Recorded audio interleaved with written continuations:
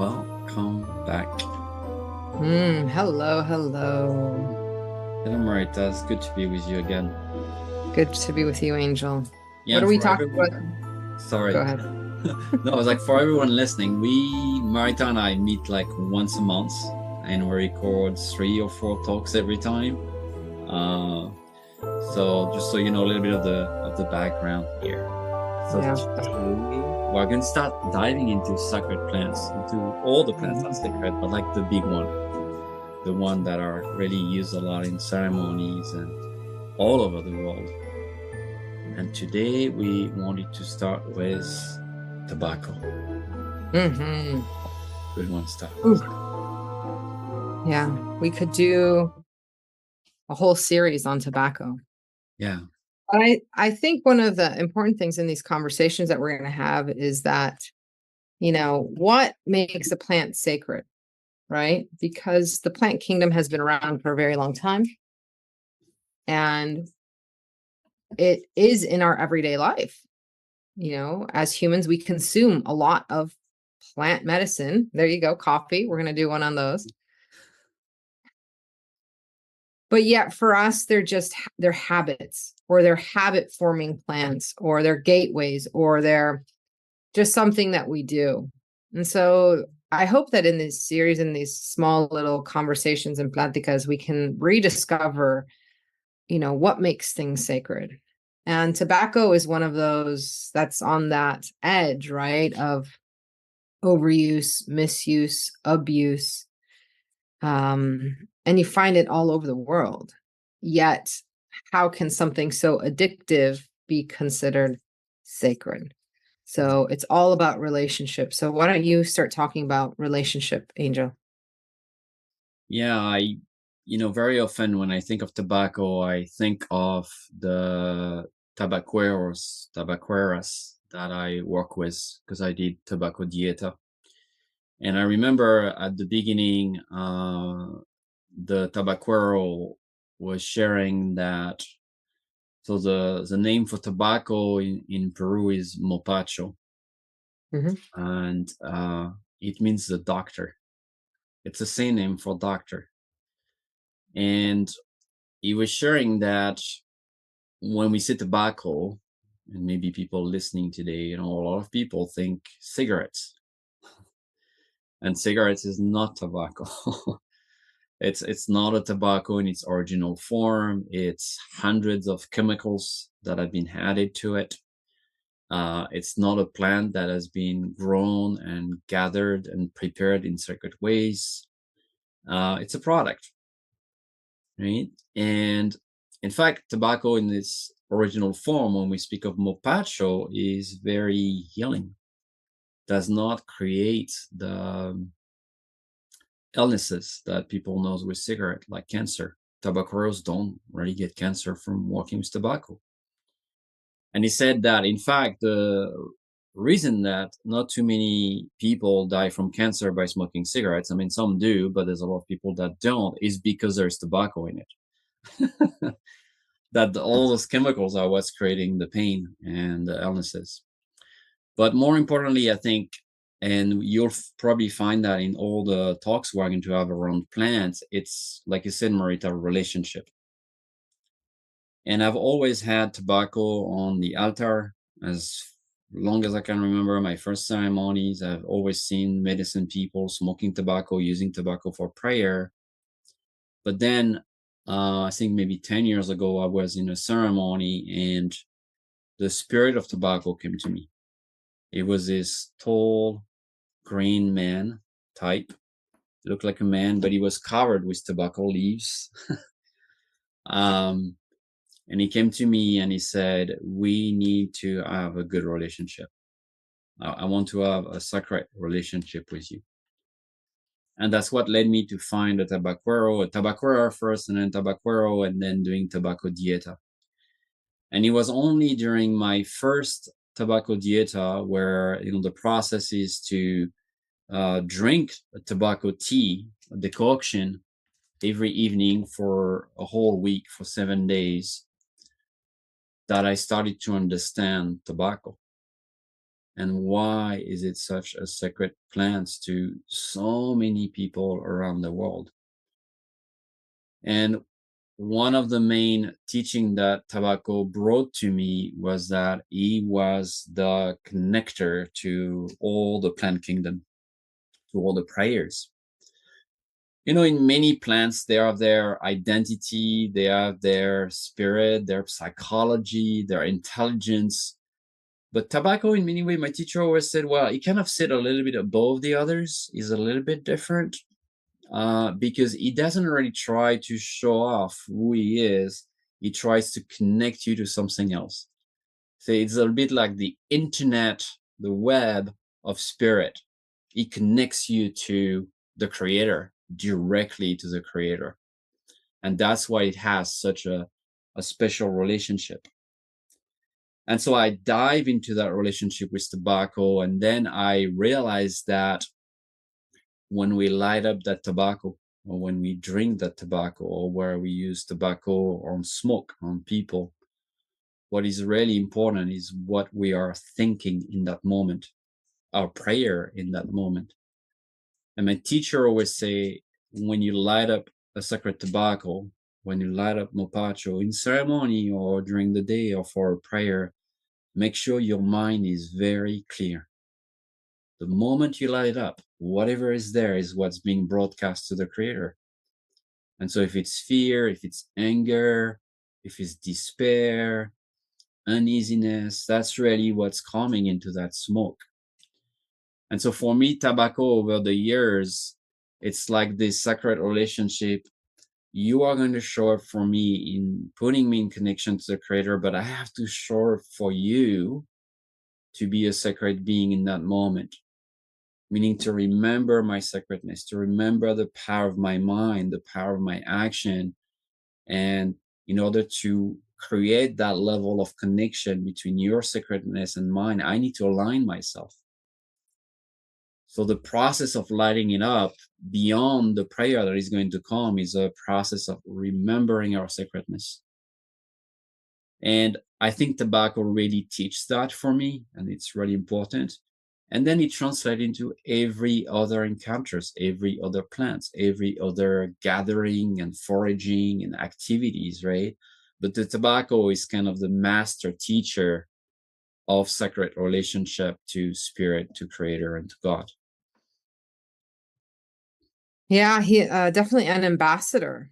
You know, I think part of an opportunity we have today is to remember a time when there was a decision made by the animals and the plant kingdoms on this planet, and when there existed humans made out of wood, and they became so hard-headed that all they wanted was to consume and to do that, everyone on the planet voted for the humans to be wiped out.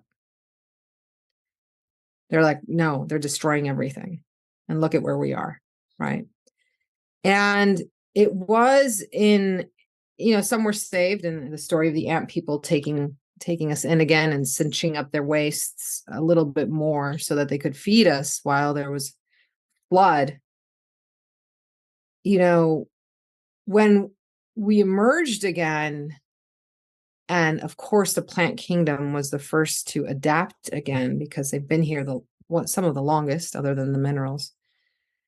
Tobacco stepped forth to try to negotiate, right, between the spirit, the plant, the animals, and the humans, and set itself forth as an ambassador.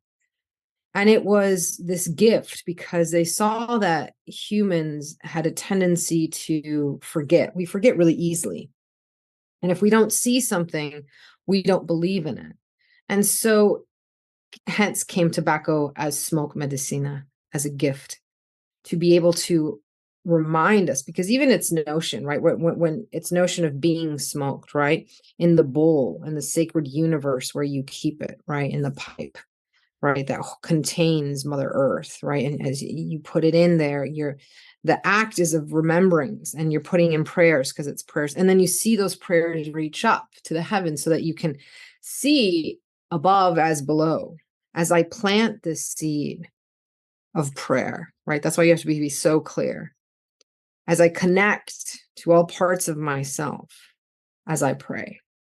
And so it's again, I love how you said you have to be so clear when you are with tobacco, because that's what it is. It's a microphone, right? It's a microphone. It's a prayer. It is prayer in action, and as you were talking, I was just thinking about how tobacco has changed in our history and colonization, as it was discovered by the Christopher Columbus and the Taínos, and that's where the name comes from, and how it was traded. And we love to come together over fire, right?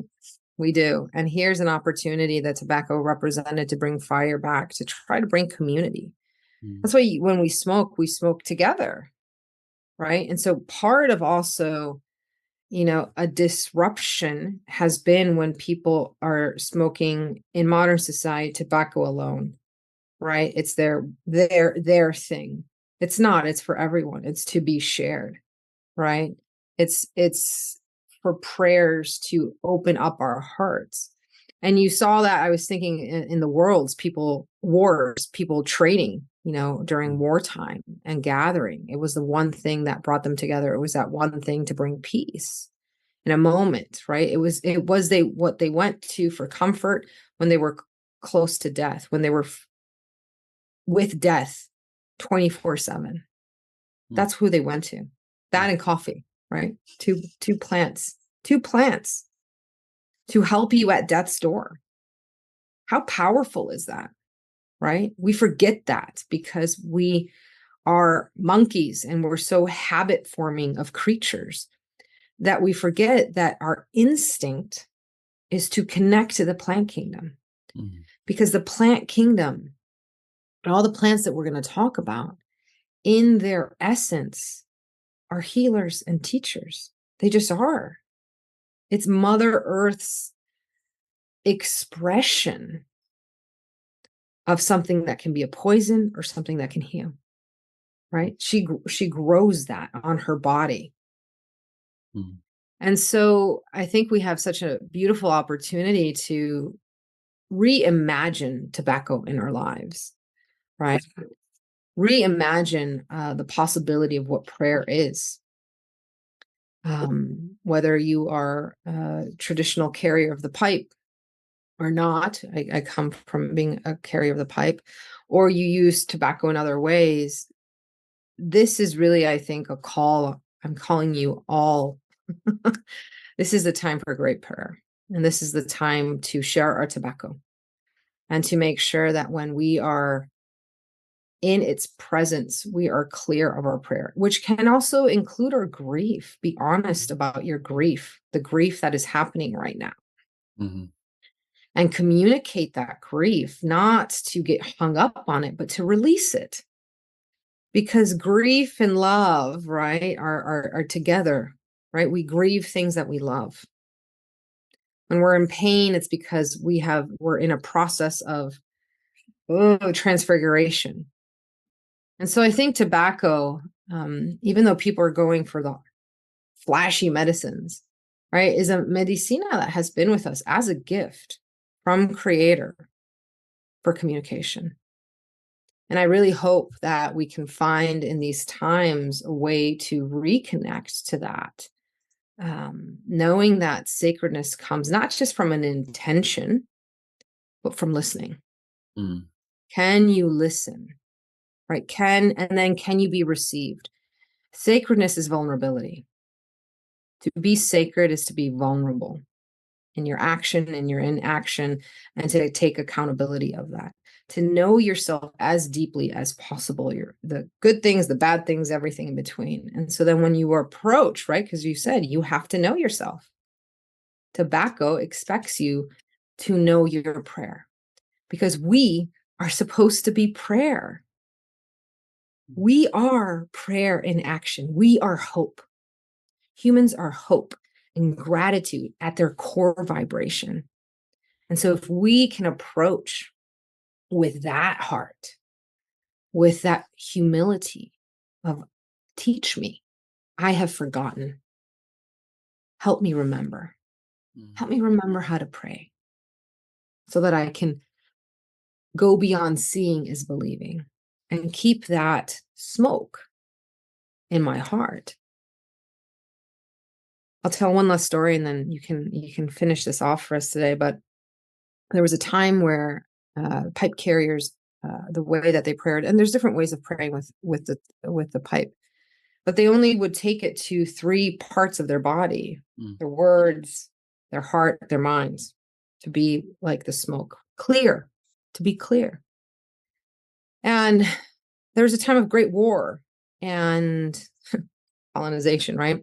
And so the council members, who were primarily women, war council members, many were primarily women, went to the braves and said, you have to bring the pipe to one more place, to the loins, to the 3rd chakra, to all that place in between, because you're so hot, your heat, because of your anger and your rage and your grief of what's happening to our people who are being decimated is overheating the prayer. And so now it is tradition in many of the circles that I come from, where you bring it to that 3rd chakra, right? Because that 3rd chakra is the earth, you have your fire, and then that's your sense of being. So let it be cleared, clear. Let me think, let me speak, let me love, let me act. Let me act with tobacco, with the pipe, with clarity and action. And I think, again, as we continue on this path, we have to add to traditions, because we're no longer those people who remember. So we need to add extra steps. Yeah, I remember, this moment where for me it was very clear that my first prayer in the morning needed to be thank you. This connection with the fire, and I think that's really important you mentioned that, right? Because tobacco is very often associated with fire. It's a fire plant. And it's interesting that here we're using it to regulate the fire, to understand the fire, right? An over fire is destructive, a good fire is warming, and a low fire is, not enough. It could be depression, for example, in someone's bodies when there's not enough fire. And in the cosmology and the medicine well of the Andes, the fire element is in the middle world, the world of action. So we come out of the earth and then we go into action. It's the asana in yoga. It's what we do, what we speak. It's really what's happening, what we are manifesting. And the connection to the east, to the fire, and to the tobacco is that prayer of gratitude. Thank you. In fact, I think if the first things you feel or you think when you wake up and open your eyes, if it's not thank you, that's a good territory to inquire. Because there is this gift of life. Something really mysterious is beating your heart, is breathing you while you're asleep, is bringing you back in your body so you can wake up. And that's a gift, right? You do not control, despite all the technology and rockets we send, we have no control over that gift of life. And this first sun, this first light, the first prayer with the tobacco in the morning, we don't beg. We acknowledge the gift. We acknowledge that we've been receiving so many gifts that we start by a thank you. And usually that aligns the thoughts for the rest of the day. Tobacco provides that clarity as the fire does, right? It just provides a very different insight on how we look at our lives. The half empty cup of the half full cup, right? Tobacco helps to see that, because there is a giving in all the plants. But especially in tobacco and that first morning prayer, it's like, wow, I'm alive. An extraordinary day that I've never lived before, that will never happen again. And be aware of this monkey mind that might have an opinion about that, or that might tell you otherwise. That, oh no, I don't know, it's raining today, or I'm not feeling good and that, but remembering that gift. So this moment that you can spend with tobacco. And I think tobacco has been very wise because we live in a very confused world. And it's the plant for clarity, for aligning prayers and action, for really standing straight. Sometimes we need to stand a little bit more straight, right? And seeing authentically what is alive in us, what is in my heart today. And like you said, it's not about lighting up tobacco just when we feel amazing. No, it's about when we feel what's in our heart, what is there today. And it could be deep grief, it could be sacred rage, it could be many things. But really knowing if it's coming from there or this programming and belief system of separation and hate, and that we often run our programs through. So tobacco gives us that opportunity to remember the self. You bring its clarity and ask us for clarity and to be really authentic. And I think that's where we can meet the power of that plant. And it's interesting, like I said, that it's all over the world now. That plant is very intelligent. It has spread like wheat and corn. Tobacco is one of those plants that has kind of masters the humans in order to have it grown everywhere and take care of it everywhere.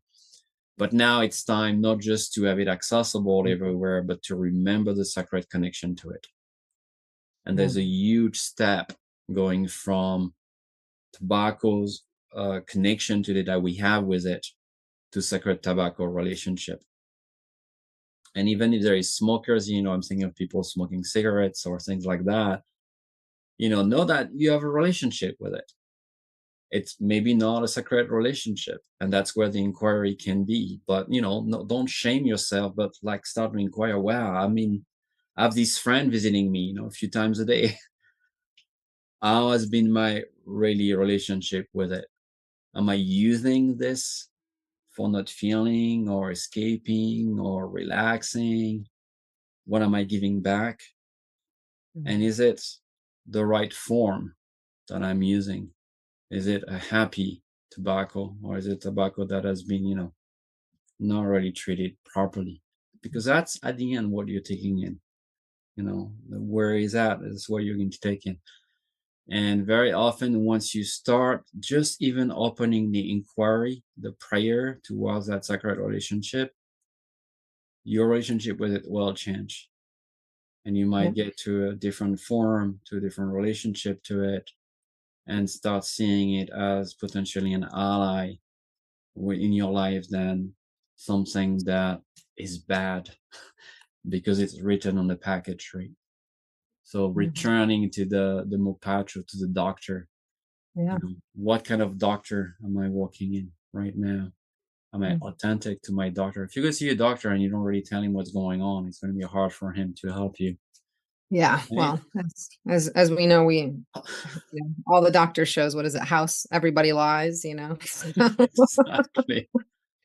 And So yeah, and I just want to finish by that. You don't have to smoke it. Some people don't want to smoke it. No. You can literally just hold it in your hands.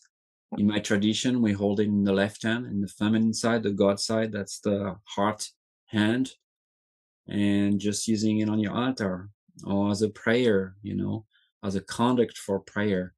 There are many ways you can use it in a sacred way without inhaling it. And even, I want to finish by that, in fact, is that even the mopacho, when we use it for prayer, we don't inhale. We just keep it in our mouth. It's so sacred. We don't really take it down. So it's like a gentle kiss with the medicine, but there is this level of respect that we don't really completely bring it down in some ways. So, this is a short episode. There is a lot to learn about it, but just putting it on your altar, just maybe holding it in your hands and doing a meditation with it can open a lot of wisdom, a lot of clarity, and is definitely going to want to teach if you are sitting as an humble student with it. That I'm sure. And gifting it to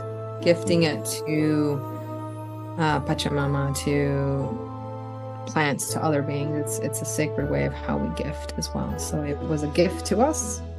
It comes to a gift to remind us we're a gift, and we gift it back. Yeah, beautiful. Beautiful. Thank you, Marita. Thank you.